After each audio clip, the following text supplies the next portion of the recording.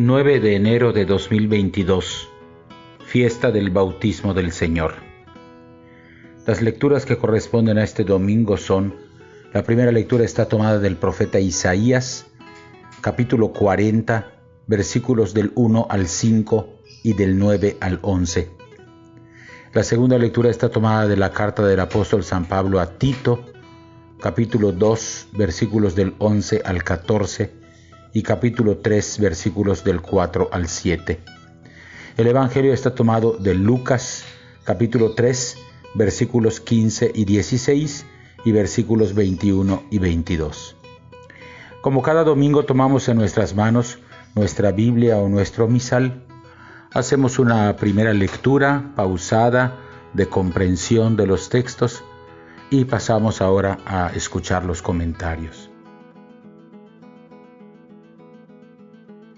La primera lectura está tomada de Isaías 40, versículos del 1 al 5 y del 9 al 11. El himno de consuelo que escuchamos hoy es un hermoso ejemplo del contenido de todo el llamado segundo Isaías, que ocupa los capítulos del 40 al 55 del libro del profeta Isaías. Es un profeta que en medio de la amargura del exilio siembra esperanza en el pueblo que sufre lejos de su tierra. Sus palabras son oráculos de aliento y de esperanza. El profeta sabe que Ciro, el rey de Persia, avanza incontenible y se acerca ya el tiempo en que serán derrotados los babilonios. A través de estos acontecimientos, el profeta lee los signos de la presencia de Dios. El Señor, que dirige la historia, va preparando, como un pastor que congrega a su rebaño, el retorno de Israel a la tierra de promisión. El oráculo que escuchamos hoy destila alegría. Recomiendo vivamente hacer la lectura completa del oráculo, que abarca el capítulo 40, versículos del 1 al 11. Hablar al corazón de Jerusalén implica poner fin a una situación de angustia y de culpa por las transgresiones cometidas. Hablar al corazón es una expresión que aparece también en Génesis 50, 21, en el segundo libro de Samuel, capítulo 19, versículo 8, y en Ruth 2, 13. El mensajero de buenas noticias declara que ha llegado la hora de experimentar la presencia salvadora de Dios. Es necesario estar a la altura de este don de misericordia. Por eso el pueblo es invitado a allanar los caminos, a corregir los desvíos. El profeta quiere despertar en el pueblo una actitud nueva que le permita recibir a Dios que le sale al encuentro. Los versículos que se omiten en la lectura litúrgica, 40 versículos 6 al 8, muestran cómo el profeta tiene que superar sus propias dudas, convencido de la fidelidad de la palabra del Señor. Así Jerusalén se convierte en heraldo de la buena noticia para todo el país. En el día del bautismo del Señor, el eco de esta lectura resuena en la predicación de Juan Bautista. Nosotros somos el pueblo que había errado su camino. Ahora somos invitados a ponernos en actitud de conversión para retornar al camino de la gracia. En Jesús, el ungido por el Espíritu, Dios mismo se hace presente en la historia humana. Estamos llamados a seguirlo como humildes discípulos y discípulas. Dejamos así atrás la ternura del pesebre para entrar con el corazón consolado al seguimiento del Jesús adulto.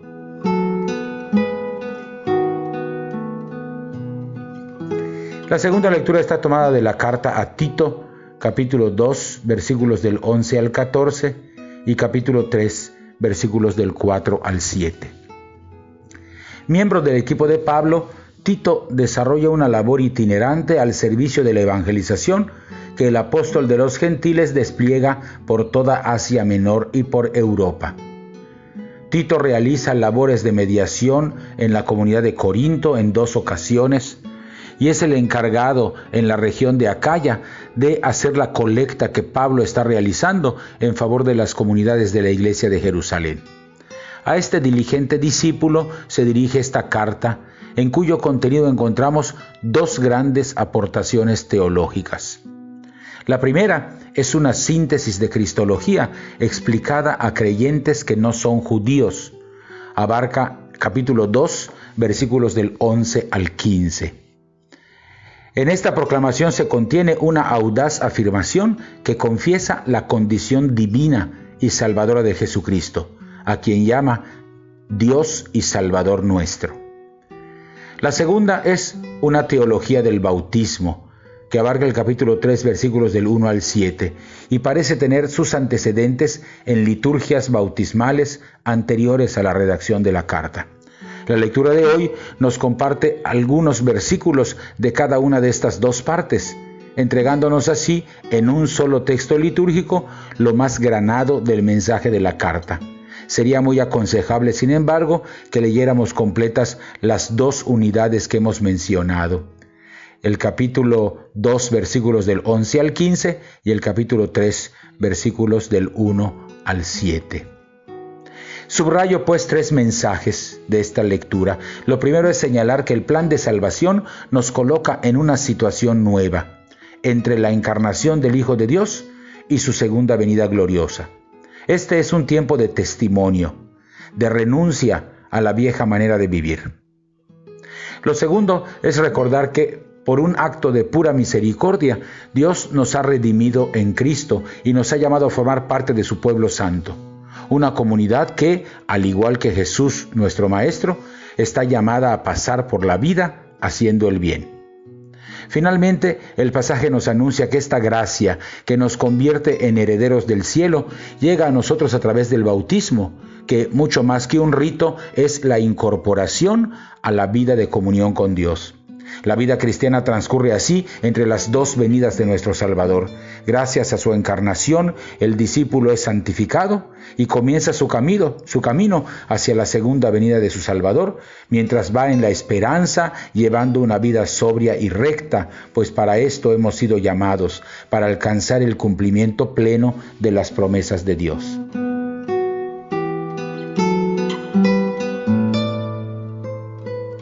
El Evangelio está tomado de Lucas capítulo 3, versículos 15 y 16 y versículos 21 y 22.